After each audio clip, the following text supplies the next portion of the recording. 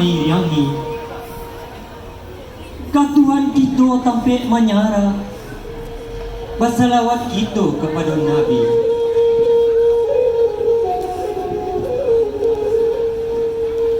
Sairiang balang jo barabah, barabang lalu balang mandi.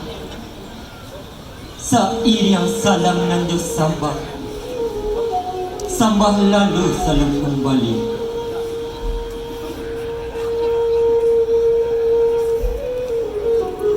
Sararak sebonong tibo, sasandiang si jambang makan. Dari alif kaji mula, katuba bilang dari perasaan.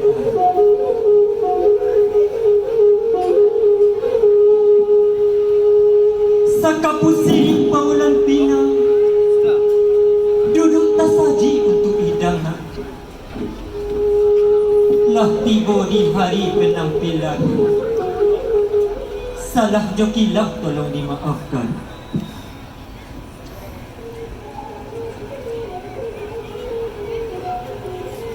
Tampil di medanan bepaneh nangko, tak lapeh dari siratulahi. Rago jo silek kami mainkan, sambah narhanyo sampai di siku. Nak dapat ridho dari ilahi, di siku sambah dihentikan.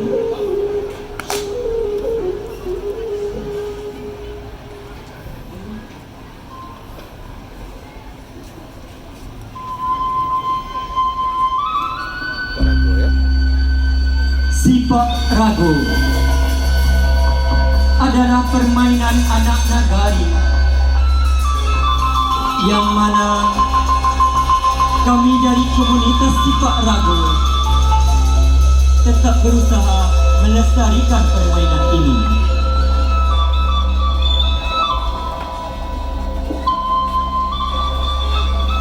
Dalam cerita ragu ada dua orang pendekar yang tengah mencari bambu di hutan belantara. Namun, ketika perjalanan pulang, kedua pendekar dihadapkan air.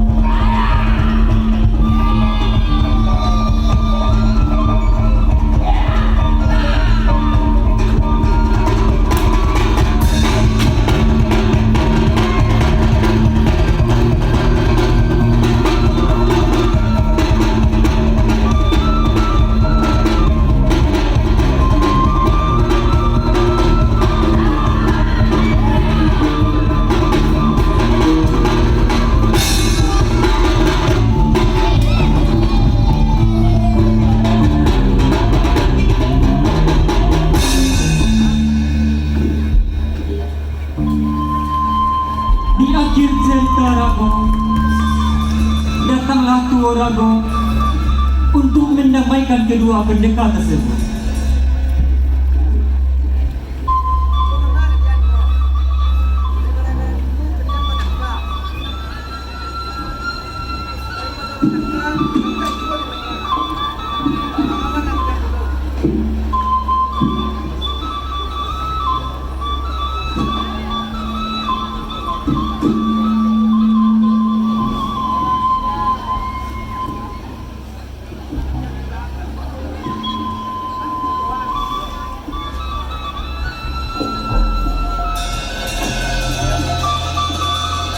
Inilah permainan anak nagari, permainan sipak ragu.